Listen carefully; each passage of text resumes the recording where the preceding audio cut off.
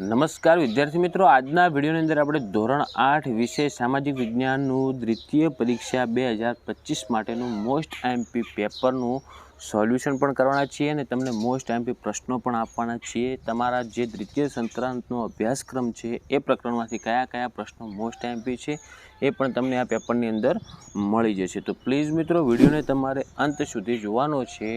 આ same to same paper તમારે નહીં આવે. આ એક આઈએમપી પ્રશ્નોનું પેપર બનાવેલું છે, તો તમે આ પહેલાં પ્રશ્નો તૈયાર કરજો અને પછી તમારે પાઠ્યપુસ્તકના પ્રશ્નો તૈયાર કરવાના રહેશે. ઓકે, તમારા બીજા મિત્રોને શેર કરજો જેથી એમને પણ ફાયદો થાય અને આવા ઉપયોગી વિડીયો માટે આપણી ચેનલને સબસ્ક્રાઈબ કરી દેજો. મિત્રો, તમારે ટોટલ 80 ગુણનું પેપર આવશે. તમારે 3 કલાકનો સમય હશે. હવે જુઓ કયા કયા પ્રશ્નો 1 ગુણની અંદર આઈએમપી છે, પૂછાઈ શકે એવા. તમારો જે અભ્યાસક્રમ છે દ્વિતીય સંક્રાંતનો, એની અંદરથી જ આ પ્રશ્નો બનાવેલા છે. પહેલો પ્રશ્ન છે, એનો જવાબ પણ આપેલો છે. નીચે જુઓ કે અંગ્રેજોએ ભારતમાં કઈ શિક્ષણ પદ્ધતિ શરૂ કરી? તો એનો જવાબ છે અંગ્રેજોએ ભારતમાં પાશ્ચાત્ય શિક્ષણ પદ્ધતિ શરૂ કરી. પછી બીજો પ્રશ્ન, 1857નો વિપ્લવ ક્યાંથી શરૂ થયો? તો 1857નો વિપ્લવ મેરઠથી શરૂ થયો. હવે જો આના જવાબ સાથે આપણે સોલ્યુશન છે પ્રશ્નોનું, તો એવું લાગે તમારે સ્ક્રીનશોટ લઈ રહેવાના, તૈયારી માટે પણ તમને કામ લાગશે. તમે જોઈ શકો છો આ પ્રશ્નો તમારા પાઠ્યપુસ્તકમાં આવતા હશે. તમને લાગતું છે કે આ પેપર આઈએમપી છે, તો જ તમારે આ તૈયાર કરવાનું. પછી જુઓ ત્રીજો પ્રશ્ન કે ભારતીય કલાના વિકાસમાં કઈ શૈલીનો પ્રભાવ જોવા મળે છે? તો એમાં જવાબ આવશે મિત્રો, ભારતીય કલાના વિકાસમાં મુઘલ શૈલી અને પાશ્ચાત્ય શૈલીનો પ્રભાવ જોવા મળે છે. ચોથો પ્રશ્ન, આઝાદી પછી ભારતે કયો શાસન પ્રકાર અપનાવ્યો? તો આઝાદી પછી ભારતે લોકશાહી શાસન પ્રકાર અપનાવ્યો. પાંચમો પ્રશ્ન કે ખનિજ તેલ કયા પ્રકારનું સંસાધન છે? તેનો જવાબ આવશે ખનિજ તેલ અનવિનીકરણ સંસાધન છે.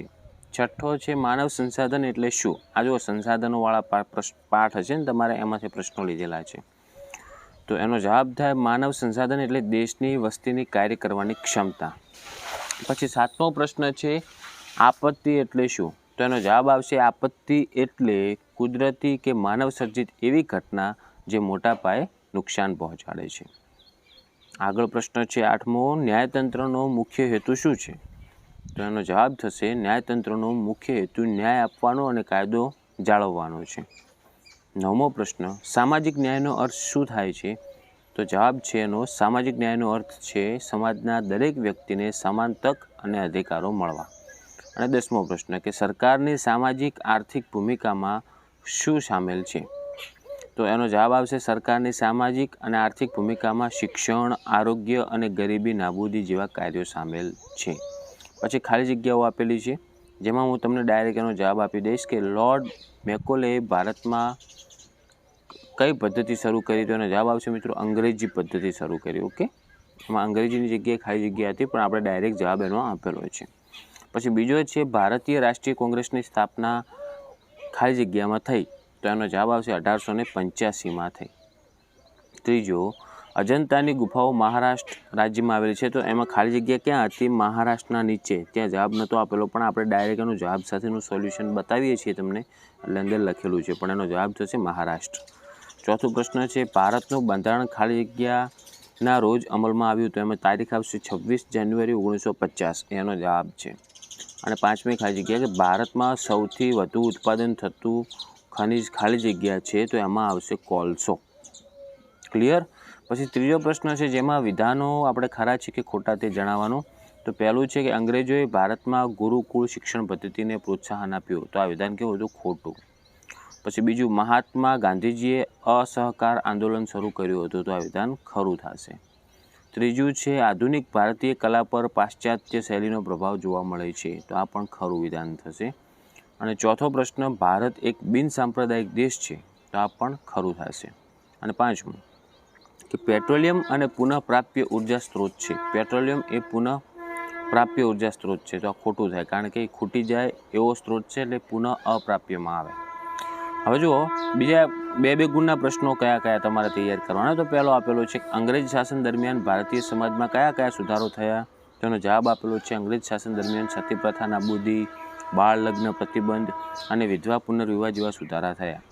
બીજો પ્રશ્ન, સ્વાતંત્ર્ય ચળવળમાં ગાંધીજીનો ફાળો જણાવો? તો એમાં ગાંધીજી અસહકાર આંદોલન, સવિનય કાનૂન ભંગ અને ભારત છોડો આંદોલન જેવા આંદોલનો ચલાવ્યા અને સ્વતંત્રતા અપાવી. ત્રીજો પ્રશ્ન, ભારતીય કલાના વિકાસમાં સાહિત્યનો શું ફાળો છે? તો ભારતીય કલાના વિકાસમાં સાહિત્યકારોએ શું કર્યું? કવિતાઓ, વાર્તાઓ અને નાટકો દ્વારા કલાને પ્રોત્સાહન આપ્યું. ચોથો પ્રશ્ન કે આઝાદી પછી ભારતે કઈ પંચવર્ષીય યોજનાઓ શરૂ કરી?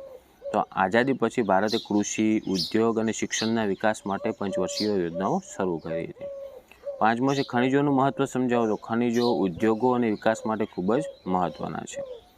હવે આગળ જો 3 ગુણના પ્રશ્નો છે. હવે આ જે મોટા પ્રશ્નો છે ને તમારે ખાસ બુકમાંથી શોધી અને આ પ્રશ્નોનો તમારે સ્ક્રીનશોટ લઈ અને એને તૈયાર કરીને વાંચવાના છે. એકવાર પહેલાં તમે આ વાંચીને જજો. આની અંદરથી જો આવી જાય ને તો તમને ફાયદો થાય અને તમારું પેપર પણ સારું જાય. પહેલો પ્રશ્ન, અંગ્રેજ શાસન દરમિયાન શિક્ષણ ક્ષેત્રે થયેલા વિકાસનું વર્ણન કરો. પછી બીજો છે સ્વાતંત્ર્ય ચળવળના મુખ્ય કારણો જણાવો. આ IMP પ્રશ્નો છે બધા જ. ત્રીજો પ્રશ્ન છે આધુનિક ભારતીય કલા પર ટૂંક નોંધ લખો. ચોથો પ્રશ્ન, ભારતના બંધારણની મુખ્ય વિશેષતાઓ જણાવો. અને પાંચમો પ્રશ્ન, માનવ સંસાધન વિકાસના મહત્ત્વની ચર્ચા કરો. તો આ પણ મોસ્ટ IMP પ્રશ્નો હતા. હવે જુઓ 5 ગુણમાં જે આવે ને તમારે સવિસ્તર જવાબવાળા કાં તો 4 ગુણમાં આવતા હશે એ પ્રશ્નો કયા કયા તૈયાર કરવાના એ પણ તમે એનો સ્ક્રીનશોટ લઈ લો. 4 પ્રશ્નો છે જે મોસ્ટ IMP છે. પહેલો છે અંગ્રેજ શાસન દરમિયાન ભારતીય સમાજમાં આવેલા પરિવર્તનોની ચર્ચા કરો. બીજો છે સ્વાતંત્ર્ય ચળવળમાં વિવિધ ક્રાંતિકારીઓની ભૂમિકાનું મૂલ્યાંકન કરો. હવે જો મોટો પ્રશ્ન હોય ને તો એટલું તમારે મોટો એનો જવાબ લખવો પડશે. ત્રીજો પ્રશ્ન છે ખનિજ અને ઉર્જા સંસાધનોનું સંરક્ષણ શા માટે જરૂરી છે? પછી ચોથો પ્રશ્ન, આપત્તિ વ્યવસ્થાપનના વિવિધ પાસાઓ સમજાવો. હવે ટૂંક નોંધ લખવાની છે. તમને ટોટલ 3 ટૂંક નોંધો આપેલી છે. એનો તમારે સ્ક્રીનશોટ લઈ લેવાનો છે. 3 ટૂંક નોંધનો જે તમારે 5 ગુણમાં પૂછ્યા હશે અને કોઈ પણ 2 લખવાની રહેશે. પણ આપણે આ 3 તૈયાર કરી દેવાની પહેલાં. અને બીજી તમારા બુકમાં તમને જે IMP લાગતી હોય તમારે તૈયાર કરવાની. એમાં પહેલી આપેલ છે ભારતીય રાષ્ટ્રીય કોંગ્રેસ, બીજી છે ભારતીય બંધારણના મૂળભૂત અધિકારો અને ત્રીજું છે સામાજિક ન્યાય અને સમાનતા. આ 3 ટૂંક નોંધો આપણે તૈયાર કરી લેવાની. ઓકે, તો મિત્રો આ હતું આપણે ધોરણ 8 સામાજિક વિજ્ઞાનનું મોસ્ટ IMP પેપર. જો આ સેમ પેપર નહીં આવે, ફરી એકવાર કહું છું, આ મોસ્ટ IMP પેપર છે. આમાંથી તમારે પ્રશ્નો ઘણા બધા કામ લાગશે. ઓકે, એ હેતુથી મેં તમારે તૈયારી માટે આ વિડીયો બનાવેલો છે. બાકી સેમ ટુ સેમ પેપર તો ક્યારેય કોઈનું આવતું નથી ને આવશે પણ નહીં. તો મિત્રો આ હતું આપણે સોલ્યુશન અને મોસ્ટ IMP પ્રશ્નો. તો આશા રાખું છું મિત્રો કે વિડીયો તમને ઉપયોગી બન્યો છે. તો વિડીયોને લાઇક કરી દેજો. આવા ઉપયોગી વિડીયો માટે આપણી ચેનલને સબસ્ક્રાઈબ કરજો અને તમારા બીજા મિત્રોને પણ શેર કરજો જેથી અમને પણ ફાયદો થાય. જેટલા પણ વિદ્યાર્થીઓને પેપર આપવાનું છે બધા જ વિદ્યાર્થીઓને મારા વતી બેસ્ટ ઓફ લક.